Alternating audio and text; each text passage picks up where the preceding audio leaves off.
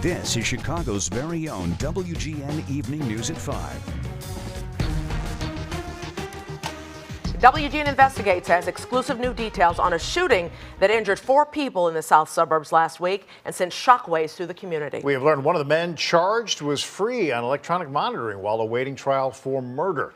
Investigative reporter Ben Bradley is here now with more on what he uncovered. Ben. Ray and Micah, 2 men are now charged with aggravated unlawful use of a weapon by a felon, and one of them has been waiting to stand trial for murder for 5.5 years. As you'll see, a little-known provision of the Safety Act meant despite wearing an ankle monitor, his location was not being monitored in real time.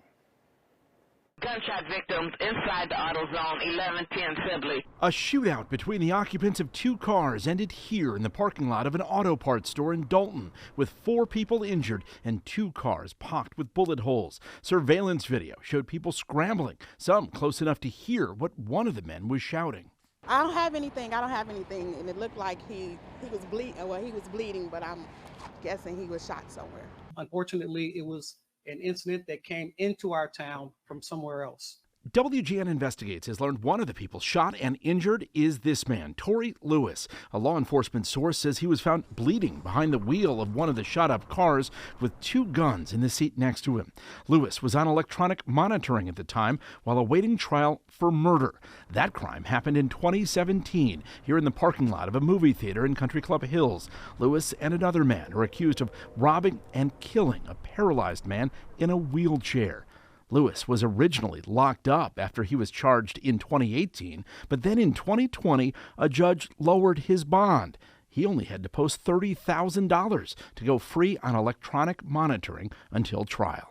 Home monitoring was meant for people with less serious offenses, certainly not murderers, attempt murders. So I was ignored on that. You may be surprised to learn who is on electronic monitoring. 1,600 people are currently on it. 120 of them are charged with murder or attempted murder. 588 are facing trial on other serious gun charges. He's not in his zone. Last year, WGN Investigates reported on a little-known provision in the Safety Act that went into effect in 2022 that gives people on electronic monitoring more freedom. It's meant to allow them to take care of basic necessities without being tracked in real time.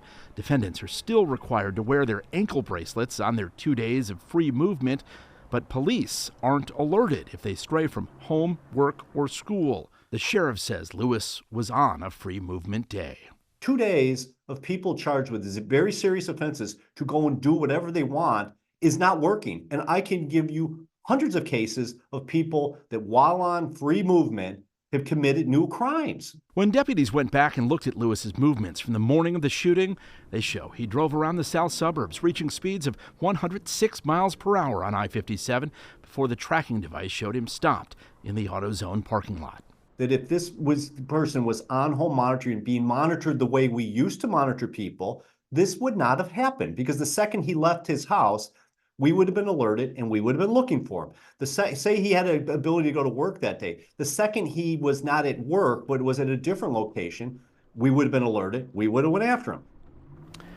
Both men are now charged in the Dolton shooting. They're hospitalized and have yet to face a judge. This is not the first case Tory Lewis picked up while awaiting trial on that 2018 murder charge. Sheriff's deputies say they found 2 stolen guns in his home during a spot check last year, but the new charge didn't stick. He was acquitted at a bench trial.